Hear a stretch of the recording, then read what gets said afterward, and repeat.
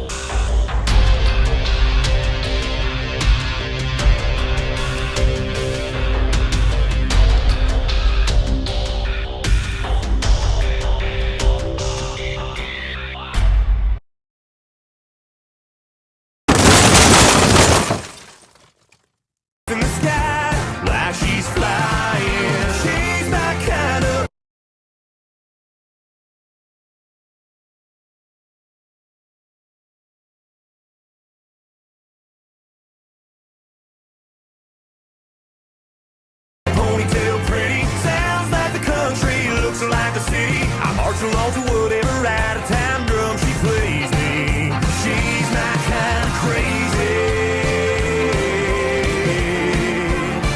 My kind of crazy. Yeah. My kind of say whatever's on your mind. She's my kind of crazy.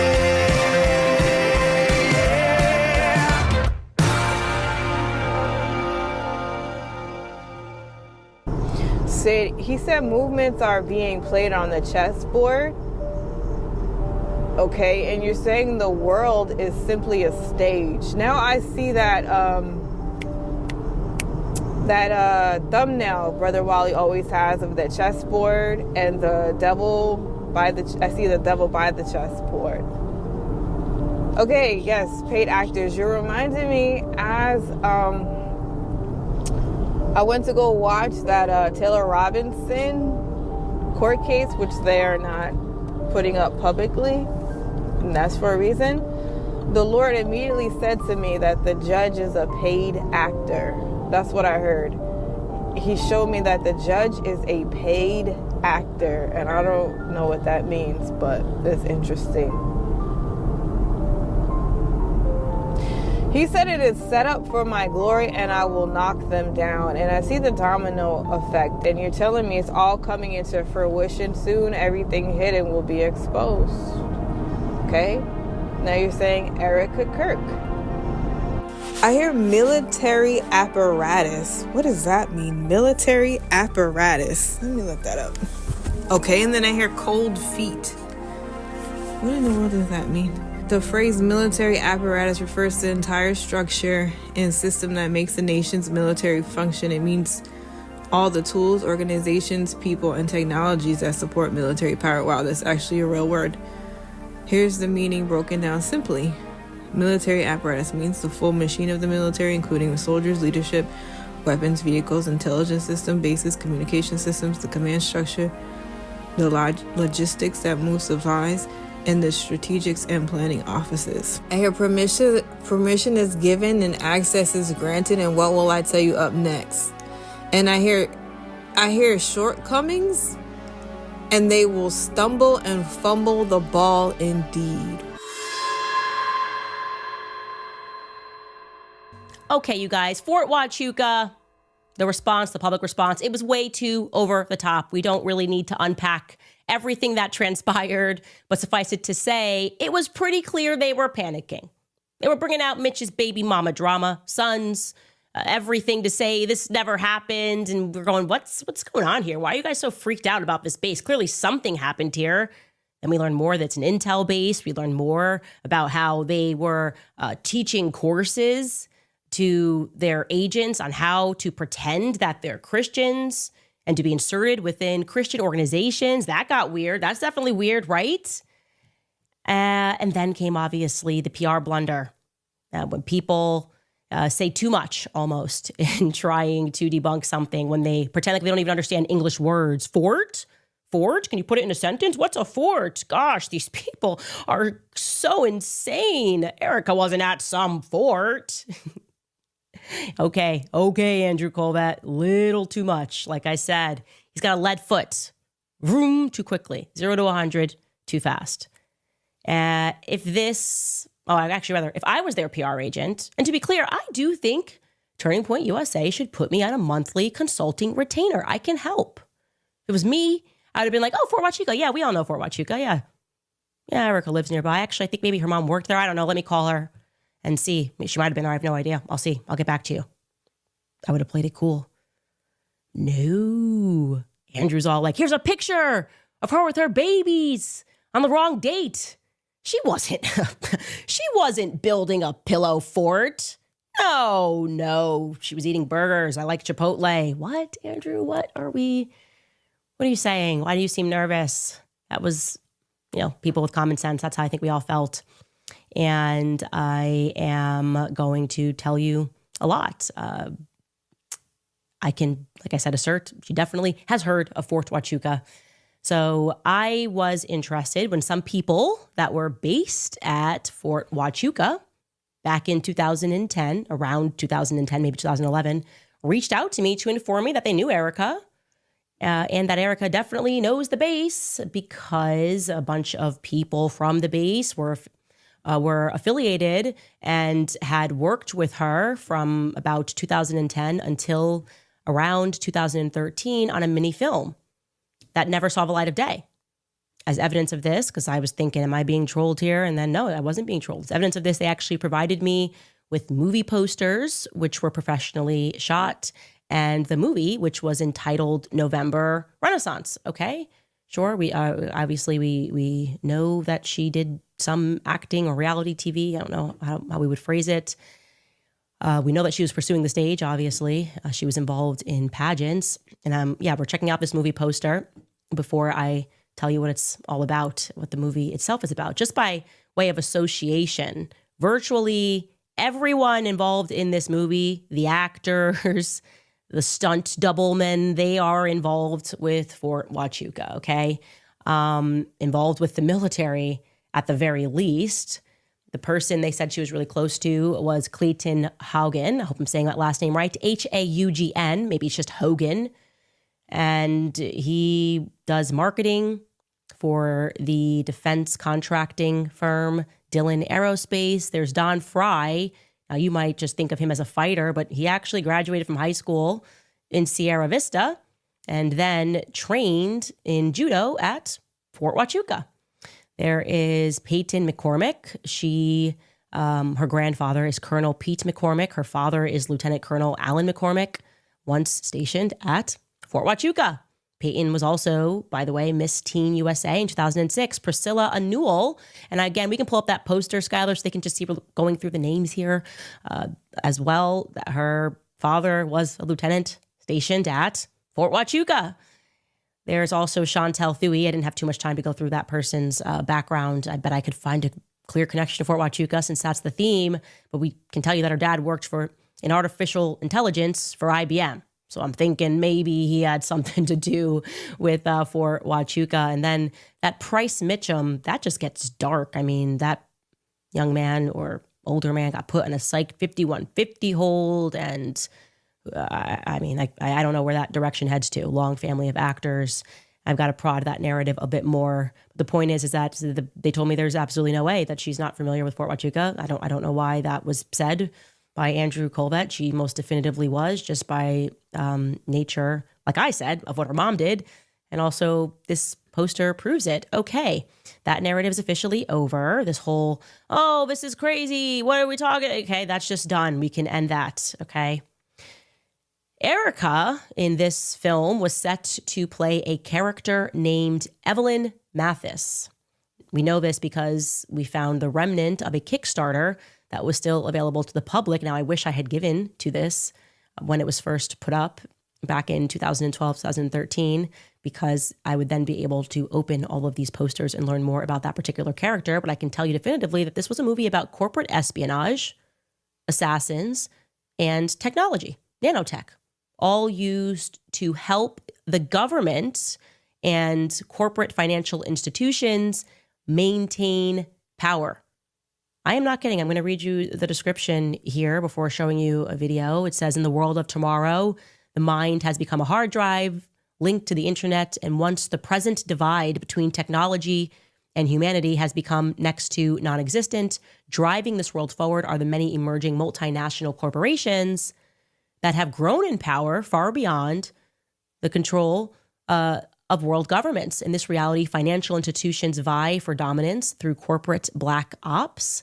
These clandestine endeavors are carried out by figures known as proxies, cloak and dagger assets that are hired in secret to remove rivals from power or to protect corporate capital from harm. Okay, and it tells us about the elites, the proxies, and I'm going to let you just actually take a listen to the director Clayton himself describe a bit about what this was intended to be about. I say intended because when you start reading the comments in the Kickstarter campaign, you realize they never delivered. They promised to deliver it in 2013. That didn't happen. Here is the director Clayton Hogan speaking about this movie. You guys just saw there was a visual pitch to really give you a feel for the atmosphere, but as far as concept goes, we really developed it around a number of questions that we were asking ourselves. Now, these questions range from anything from how can we manipulate someone's senses enough so that they believe a false reality when in reality something else is going on entirely? Or even how can someone like the class geek pirate and steal, say, the varsity quarterback's, knowledge and skill set?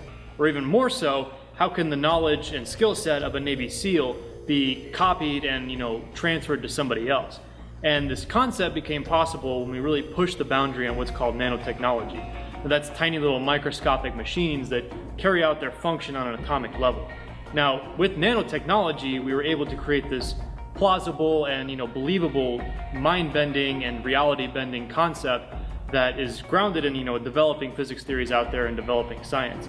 So really the question you should ask yourself is, what happens in a world where the brain is a hard drive, your eyes become video cameras, and knowledge is not learned so much it is just programs that are installed onto you?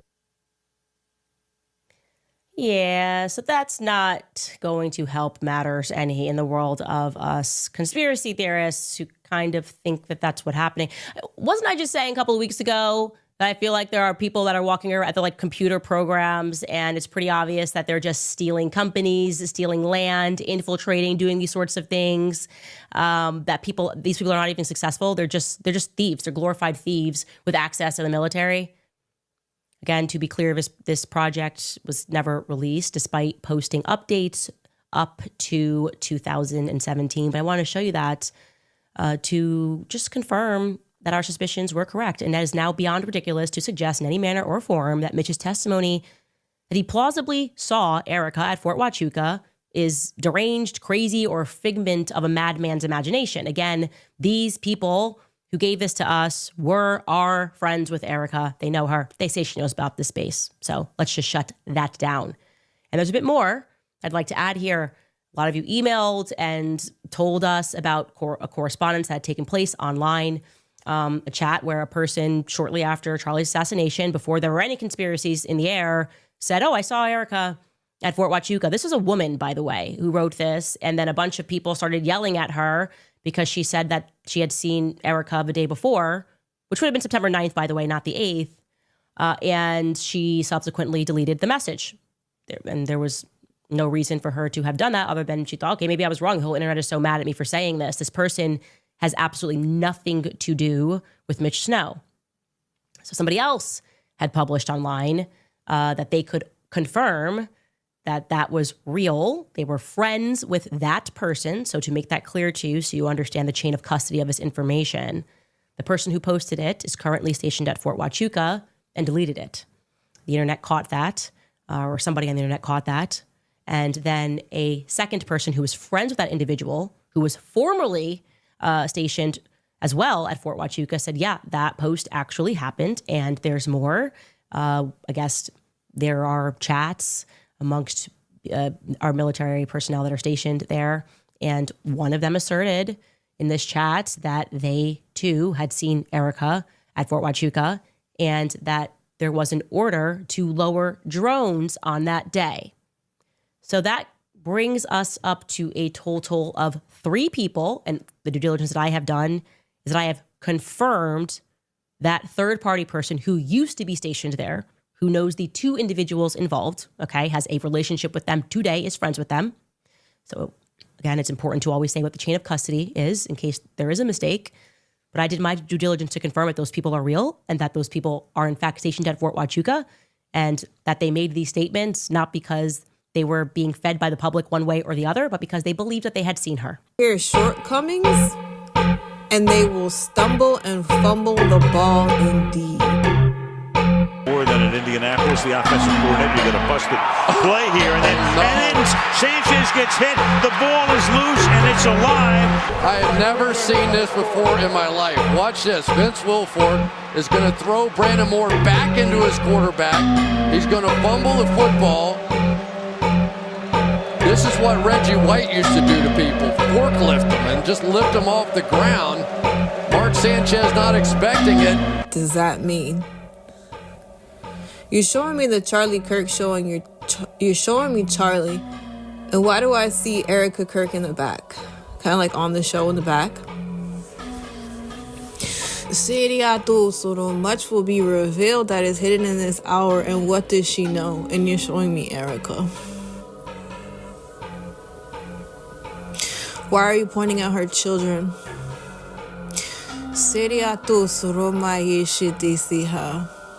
You're telling me observe. What am I observing? I just heard child sacrifice. Why? Sediatos and altars of Baal crashing down. What? Sedihaya? I hear an abortion ring, Sediatu, and a sex trafficking ring. And you're telling me again to observe. And more clarity will be given about this matter. But I do think that when the information isn't put out there directly, that's when you have a lot of these, well, you know, could have Erica have been involved in any of that? And that's what I'm saying. Like, I don't think that she at all had any connection to that. When I see that, it's like you're victimizing the victim, if that makes sense. Because at the end of the day, she did lose her husband. She lost her kids. Like, I was just with her at the White House. She lost her kids. Like, I was just with her at the White House. She lost her kids. Like, I was just with her at the White House. Who misspeaks that way? Anna Paulina Luna's a mom. No one misspeaks that way. If you ask Mrs. Coleman to explain when a woman loses her husband, the effect it has on her, Mrs. Coleman's not going to say, oh, yeah, she lost her husband, she lost her kids. No, that's not what Mrs. Coleman's going to say. Why? Because it's not what a woman would say. It doesn't make sense that a woman would say she lost her kids. Someone's asking me to play it again. I'll play it again. I've heard the misspoke. I don't buy it. I don't buy it for a second. So I definitely am curious myself to see what that evidence is. But I do think that when the information isn't put out there directly, that's when you have a lot of these, well, you know, could have Erica have been involved in any of that? And that's what I'm saying. Like, I don't think that she at all had any connection to that. When I see that, it's like you're victimizing the victim, if that makes sense. Because at the end of the day, she did lose her husband. She lost her kids. Like, I was just with her at the White House. She lost her husband. She lost her kids. I was just with her at the White House. I'm sorry. That does not strike me as a misspeak. That strikes me as somebody picked up the phone afterwards and said, Congresswoman, can you walk that back a little bit? We didn't want this out in the public yet. This makes her look really bad. For the record, I don't know if she lost her kids. Maybe she should. Maybe she should. I don't know. I don't know whether she should. But I'm saying I don't believe she misspoke. I think my opinion, Anna Paulina Luna, I think she said that because she meant it. It would explain where her kids are, because every single woman I know has asked the exact same question about Charlie Kirk's 2 children. Where are they? Where are they? This woman is gone a lot. Where are the kids? Where are they? I hear people say, Glenn Beck has the kids a lot. Why? Why would Glenn Beck have the kids? Charlie had a mom. Charlie had a dad. Why would Glenn Beck have the kids? Glenn Beck's no offense, but Glenn Beck's a little bit of a weirdo. I don't know that I want him to have my kids. Why are you pointing out her children? You're telling me observe. What am I observing? I just heard child sacrifice. And she's, that's anyone. If that happened to your wife, my husband, like, it's devastating. And I hear shocking new revelations of God. Okay, now I just heard the Erica Kirk show. Okay, and I just heard understated, underrated. You showed me the Erica Kirk show, and you're telling me everything hidden will be exposed. Exposure? An exposure in the womb. Your confidence is in me? Say what I tell you to say. It is the task at hand. Why are you calling it the Erica Kirk show? Lord, is Erica involved in this in any way? You're showing me a shunning.